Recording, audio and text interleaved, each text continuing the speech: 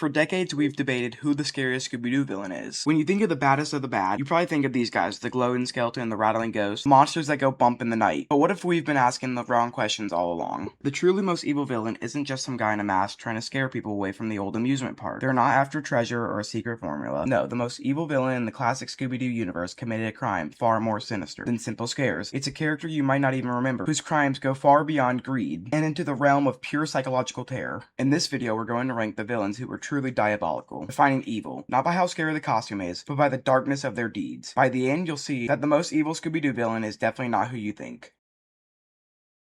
Coming in at number 5 is a villain who really changed the game. Before him, the monsters are spooky, but the threat was mostly for show. The ghost of Captain Cutler from Scooby-Doo Where Are You showed us what happens when a villain stops just chasing and starts getting results. His plot was classic Scooby-Doo on the surface, faking his death to steal and resell expensive yachts. A serious crime, no doubt, but what puts Captain Cutler on the list is a moment of pure malice that sets a new standard. When Fred, Daphne, and Velma were investigating an underwater shipwreck, Cutler didn't just chase them, he trapped them. He locked them in a storage area of a ship, leaving them in a situation where they very well could have drowned. This wasn't about scaring them away. This felt like attempted murder. For the first time, the gang wasn't just running from a monster, they were fighting for their life against a man who seemed perfectly willing to let them die to protect his secret. The eerie silence of the deep sea and the very real threat of drowning made Captain Cutler one of the first truly dangerous villains that the gang ever faced. He proved that underneath the phosphorescent seaweed was a heart as cold and as dark as the ocean floor. At number 4, we have a villain so terrifying, who was the first one we ever met, the Black Knight Ghost. In the very first episode, What a Night for a Night, this hulking suit of armor set the stage for everything that was to come. What makes the Black Knight so effective isn't just his menacing look, it's the atmosphere. The episode used a spooky legend about him coming to life under a full moon, a classic horror trope that immediately raised the stakes. He's not just some guy in a suit, he's presented as a genuine local terror. Of course, he was really just Mr. Wickles, the museum curator, running an art orgy scheme, but his methods were brutal. He haunted the museum with an unnerving silence, his glowing yellow eyes piercing the darkness, unlike other villains who just make noises. The Black Knight was a quiet, relentless pursuer. This silent stalking is what makes him so unnerving. He doesn't need to scream or moan. His presence alone is a threat. He represents the pinnacle of the man in the mask concept, a simple costume that through sheer presence and atmosphere becomes the stuff of nightmares.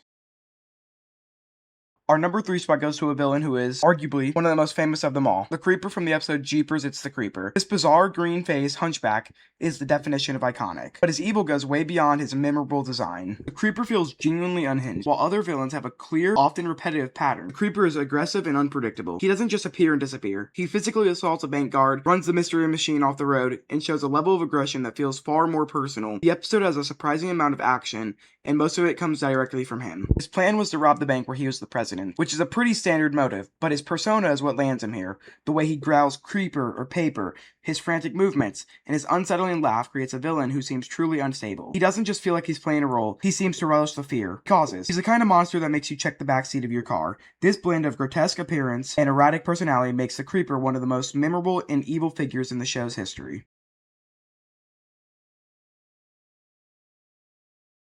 A lot of you probably thought this would be number 1, and for a good reason. Taking the number 2 spot is the villain often cited as the scariest in the classic era, the ghost of Dr. Coffin. From the Harum Scarum Sanitarium episode of the Scooby-Doo show, Dr. Coffin is a pure nightmare fuel. Everything about his episode is designed to terrify. The setting, a creepy isolated asylum near the Canadian border, is a masterclass in gothic horror. The villain himself, with his skeletal face, maniacal laugh, and ability to control attack dogs with haunting organ music, is absolutely horrifying. The man behind the mask was a corrupt official named Oldfield, who was running a massive gold smuggling operation. He used the sanitarium's morgue to disguise it as dead people to smuggle it across the border. This was a sophisticated, large-scale criminal enterprise. But the real evil of Dr. Coffin is the sheer psychological terror he represents. He embodies our deepest fears about doctors, medicines, and the loss of control. The sanitarium setting and the gurneys being wheeled around in the dead of night all play on a very real, very adult scene of dread, or kid's cartoon. It was astonishingly dark. Dr. Coffin is the king of creepy, the master of malevolence, but there is one villain who is even more evil.